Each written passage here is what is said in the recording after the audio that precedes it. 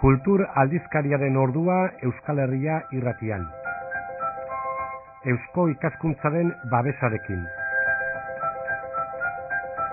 Pablo Fermin Irigaray, Larreko.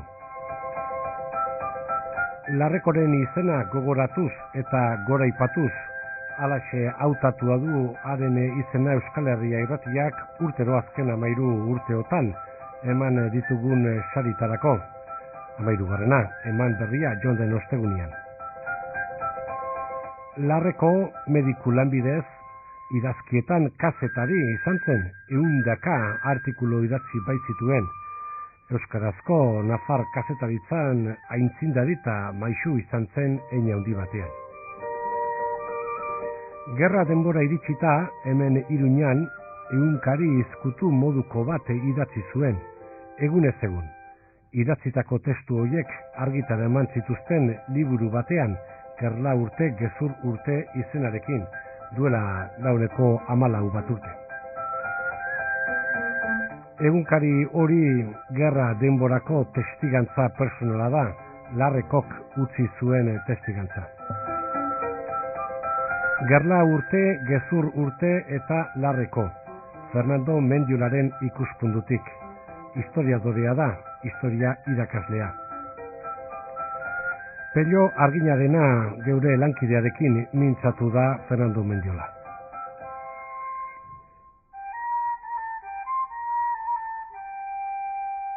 Fermin Irigaray, Larreko, Auritzen jaioa 1879 eta Iruñean hiltzena 1949. Lanbidez, mediku, Auritzen, beran eta Iruritan aritu zen lanean, herriotan sakondu zuen umetan ikasi ez zuen hizkuntzaren ezagutzan, garaiko aldizkari eta egunkarietan artikulu haunitz idatzi zituen gizon honek euskara eta euskal kulturari buruz. Kazetaritza estilo berri baten aitzindaria izan zen, Iruñean bizi zelarik euskararen adiskideak elkartea sortu zuen eta euskaltzain ere izendatu zuten. Gerra zibila piztu zenean itzali egin ziren euskararen aldeko ekimenak eta Larrekok hala ere ez zuen itxaropena galdu. Literaturaren mundu horretan lan egin zuen, kazetaritza kronikak ere behin baino gehiagotan egin zituen eta gaurko honetan historialari baten iritzia jasoko dugu. Fernando Mendiola, egunon eta ongi etorri. Egunon. Zure irakurketa propioa egin duzu Fermin Irigaray Larrekoren inguruan, garai jakin batean jaio zen gizon hau, garai jakin batean bizi izan zen eta leku jakin batean. Beraz, kontestu eta testu inguru jakin batean. Bere jarrera politikoari buruz hitz egin nahiko genuke gaurko honetan. Lehenik eta behin, esate baterako, gerra zibila gertakari historiko horren aurrean bere jarrera zein izan zen, Fernando? Bueno, bai, azken batean, Larrekok, zuk esan bezala, azken batean, bizitza luze zama izan zuen, bere bizitza zer ere, koiuntura politikak aldatzen joan ziren, bere jarrera politikoa Euskal Abertzaletasunaren inguruan kokatzen aldugu, baina, nik gehien bat zentratu naiz, edo hitz egingo dut gerla urte, gezur urte liburuari buruz, eta hor islatzen dira pizkat bere eritziak gerraren inguruan. Eta, joango gara pizkat edo sakonduko dugu, baina nik uste gerraren inguruan berak gehien bat bi jarrera izan zituen, eta hoiek ikusten dira liburu osoan zehar modu ezberdinetan errepikaturik. Alde batetik berak, zorigaitz bat bezala ikusten du gerra, baina aldi berean, eta zalantza batzuekin bada ere, zerbait zilegi eta batez ere, laizter bukatu behar dena frankisten garaipenarekin. Beraz, zorigaitza alde batetik eta zalantza eta zilegitasuna bezalde batetik, sufritu egin zuen, semea iesi joan zitzaien esate baterako, eta gerra ez zuen gustoko Fermin Irigaray Larrekok, ezta? Gerra urte, gezur urte, liburua ere idatzi zuen. Bai, nik uste hortaz behin baino gehiagotan galdetzen dio bere buruari, eta berak gehien bat ikuspegi politiko, baina gehien bat erlijioso baten alde batetik ikusten du, zuk esan bezala, ez du gustoko gerra, baina azken batean berak ikusten du eta entzuten du eta azken batean bere egiten du iritzi batzuk, da gerrak baduela justifikazio erlijiosoa. Berak esaten du bere liburuan, eta badakit esaldiak aukeratzea pizka bat arriskutsua dela, ze esaten alda testuingurutik kanpo hartzen direla, horrek eztabaidarako bide eman dezake, ezta? Baina, berak argi eta garbi esaten du. Espainiako azken gobernuak, hau da Errepublika garaikoak, ezta? Espainiako azken gobernuak eta oraiko doia bizidenak erlijioari eta gehiago orain fraile, apez eta bereziki jesuita usaina duten gauza guztiak gorrotatu dituzte eta zigortatu. Hau da, kritikatzen du Elizaren, bigarren Errepublikako politika laikoa. Esantik kritikala laikoa esan beharko genuke, ezta? Hori kritikatzen du eta berehala esaten du. Horgatik argi eta garbi ikusten dut oraiko aldiuntako guduan erlijioaren alde hartu behar dugula. Eta gero beranduago esaten du. Badirudi oraiko zurien altzatzea gobernuaren aitzi bidezkoa dela. Beti bere zalantzak, badirudi, baina azken batean hori da bere, eta oraingo zurien altzatzea, txuriak, metafora gitza eta Errusiako gerra zibila pizkat txuriak dira frankistak. Hori, gobernuaren alde altzatzea bidezkoa dela, zilegia dela esaten du beste toki batzutan. Hau da, berak zalantza, azken batean, defendatzen du gobernu horrek eramaten zituen politikak moztu behar zirela, eta horretarako, azken batean, militarren laguntza jaso behar baldin bazen, ongi etorria. Beraz, Errepublika eta Fede Katolikoa uztartu ezinak ziren Fermin Irigaray Larrekorentzat. Bai, baina hortan ere berak, kuriosoa da, ze berak ere ikusten du, eta hortaz ere hitz egiten du bere liburuan, badaki, hori Bizkaia eta Gipuzkoan gehien bat, egon direla apaiz batzuk, jarri direnak, hori Errepublikako gobernuaren alde, baita bera bezala ere, jeltzaleak. Eta orduan, hori ez darama oso ongi, eta, momentu batean ere esaten du, egoera hori ulertu behar dela estatutuaren negoziazioa dela, eta, baina, bere ustez, beste toki batzutan ere, aipatzen du, gerra zainduaren ideia, eta bere egiten du bai. Naiza, gerra gero ere, esan, ea lehen bukatzen den, eta ea sofrimendua bukatzen den. Hori zesan behar izan, ez da, tarteka irakurri diogulako, lehen bukatzea nahi duela gerra hori, ez da?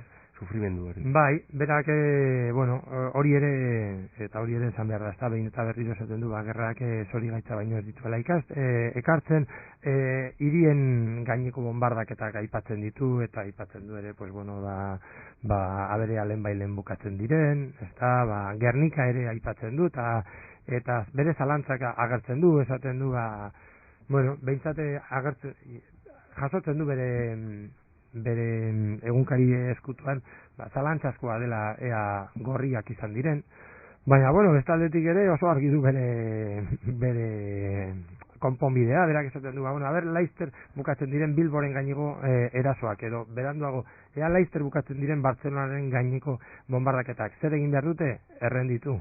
Osea, azken batean, ea Laster irabazten dugun, edo ea Laster errenditzen diren, hori da konponbidea. Gerrarekin eta frankismoarekin batera errepresio gogorra etorri zen, eta horri buruz bere jarrera eta bere jokaera zein izan zen. Bagaude ere egunkari eskutua zen liburua, ezta? Berak horri ere merezi du pizka bat horrek merezi du bere komentarioa. Berak idazten du, berak pentsatzen du noizbait gauzak ongi badoaz, publikatu izango duela, baina aldi berean berak esaten du, beldur dela, harrapatzen baldin badute egunkaria berroda zigorrak izango ditu. Bera, aipatzen du diputazioan egon zen depurazio, funtzionarien depurazioa, berak pasatu zuen eta gainditu zuen. Orduan, egia da, errepresioaren beldur ere bera egon daiteke. Gogoratuko dugu, bera ospitalean mediku zela. Hori da, bai. Eta orduan, hori esan behar da. Ulertzeko ere zergatik gauza batzuk esaten dituen edo ez. Baina, gero egia da, berak ere zenbait gauzetan kritikatzen ditu agintariak, eta, nire ustez, bera, eta hau igual eztabaidagarria da, baina nire ustez bera ez dago bereziki larrituta Nafarroan gertatzen ari den trizkantza. Beraz, gerra urte, gezur urte, liburu horretan, diario personal horretan, egunkari horretan, autozentzura irakurri daiteke lerro artean? Bai, horregatik esaten dut eztabaidagarria dela eta ez dakigu, ezta? Baina, bueno, momentu honetan, eta berak aipatzen du, zenbait zer dizkantza egiten ari den, gehien bat herri beraldean, eta bueno, momenturen batean esaten du, nola bait, olako kezu, baina bueno, esan nahi dut, liburua oso luzea da, eta errepresioa izan zen Nafarroan, zerbait egunerokoa, eta bueno, Gaztelu plazan berak ikusiko zuen, edo berak jakingo zuen, berak egiten du ere, eguneroko bizitzaren pizka retratua, ezta, eta Gaztelu plazan emakumeak ibiltzen ziren ilea moztuta eta kakalarrian, eta hori ez agertzen. Buelta al Castilloko afusilamenduak ere ez dira aipatzen. Bueno, esan nahi dut, eztabaidagarria da, baina nik uste, ez dela bereziki kritikoa horrekiko. Behar bada beldurragatik, ez dakit. Beste gauza batzutan ez du hainbesteko beldurra. Eta barkatu bukatzeko, berak ere Aita Bilariño aipatzen du. Aita Bilariño izan zen, apaiz bat, pizkat, errepresioa bereziki justifikatu zuen, eta gainera, errepublikazaren aurkako sekulako irainak eta bodazen, bere eriotza komentatzen du, eta komentatzen du, jasotzen ditu bere hitzak, eta jasotzen ditu, bere hitz, gordinak errepresioa justifikatzen, eta ez du kritikatzen Aita Bilariñoren hitzak. Hor esaten du, gizona handia izan zela, eta Jainkoak bere baitan gorde dezan. Jainkoa baitan dago. Zan edut, eztabaidagarria da, esaten ari naizena, baina nik uste, hoiek ere, pizkat, gauza hoiei buruz ere hitz egin beharko zela. Fernando Mendiola historialariarekin ari gara hitz egiten, Fermin, irigarai bere bizitzaz eta ekintzez kontutan ere hartu behar duguna, Fernando, beste faktore bat, erregimenaren propaganda izugarria. Ezakit Larreko hori sinistera iritsi ote zen, ezta? Bueno, nik uste Larreko hori bada, eta horrek ere egiten du interesgarria bere figura, bada gizon kritikoa eta bere irizpidea mantentzen dituena.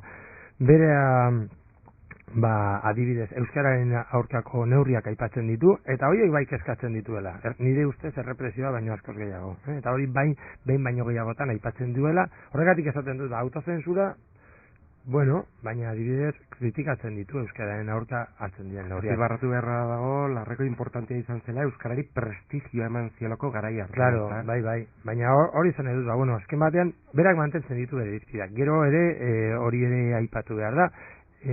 Aipatzen du gerra zaindua dela, baina irabazi behar dela, baina ez zaio gehiegi gustatzen Elizak parte hartzea erretorika belizistan. Nola baita esaten, gerra beharrezkoa dugu, gerra egin behar da, militarrek egin dezatela, baina bera da oso pertsona erlijiosoa, eta ez du gustoko Eliza bera parte hartzea olako mesak bihurtzea erritual belizistak, ezta? Osea, nik uste berak propagandaren oso irakurketa selektiboa egiten du, eta gero, adibidez, nazien aurka ere idazten du bere liburuan. Osea, ezin dugu esan, noski guztio gara gure denboraren seme alabak, baina bazen persona, horre ere egiten du interesgarri, baina horregatik ere, nik uste aipatu behar dira ere, bere, askoz, desde logo nire ustez askoz gehiago kezkatua zegoen euskaren egoeragatik, Nafarroan gertatzen ari zen sarraskiagatik baino. Egoera politikoaz baino, ezta? Behin eta berriro azpimarratzen duen ideia eta asmoa gerra bukatu dedila, ezta? Bai, hori hola da eta hori komentatu dute hasiera batean, baina hori zer egin behar dute matxinatuek ez barkatu, errepublika defendatzen dutene, amur eman, ezta, bere euskeran hola esaten du, eta gainera esaten du, fidatu beharko zirela Frankoz. Azken batean Franko pertsona fidagarria da, eta behin baino gehiagotan esan du, berak ez duela errepresaliarik hartuko. Eta karo, hori esatea Nafarroan, gertatua, eta, nik uste, berak esaten du, errepublikazalea fidatu beharko zirela Frankoz, eta, azken batean, responsabilidaderik ez dituztenak zigortuko ez dituelako. idazlea, kazetaria eta garai bateko semea Larreko. Zakit azken ideia bat... Bueno, nik uste gure gaurko protagonistari buruz baino, nik uste guri buruz batzutan, ez da, askotan nik uste oso esku zabalak egia da, euskerak egoera larria bizi duela, gaur egun, Nafarroan ere euskera larria bizi izan duela, baina, bueno, nik uste batzutan, bada joera bat, gehiegi azimarratzeko euskeraren defentsa eta beste balore batzuen defentsa pizkat lerro beste bigarren maila batean usteko, ezta? Ta Nafarroan garai hortan euskeraren alde hainbeste gauzak egin ez dituzten, baina bueno, beste jarrera izan zuten beste pertsona asko baditugu, askotan oso ahaztuak, ezta? Beraz, datu guztiak izatea eta dena jakitea ongi dagoela, eta hortik aurrera bakoitzak atera ditzala bere konklusio bereziak, ezta? Hori da. Fernando Mendiola, historialaria, ni eskera honitz eta estimatua dago. Vale, eskerrak zuei. Aiota ongi izan. Fernando Mendiola, Larrekoz, Pablo Fermin Irigarai idazleaz eta haren gerla urte gezur urtez. Hemen entzun dugu Euskal Herria irratian, geure kultur aldizkarian. Eusko ikaskuntzak eskaintzen dizun saioa da. Kulturgintzan, ikerlanean eta divulgazioan aritzen da Eusko ikaskuntza, besteak beste, asmoz eta jakitez aldizkariaren bitartez.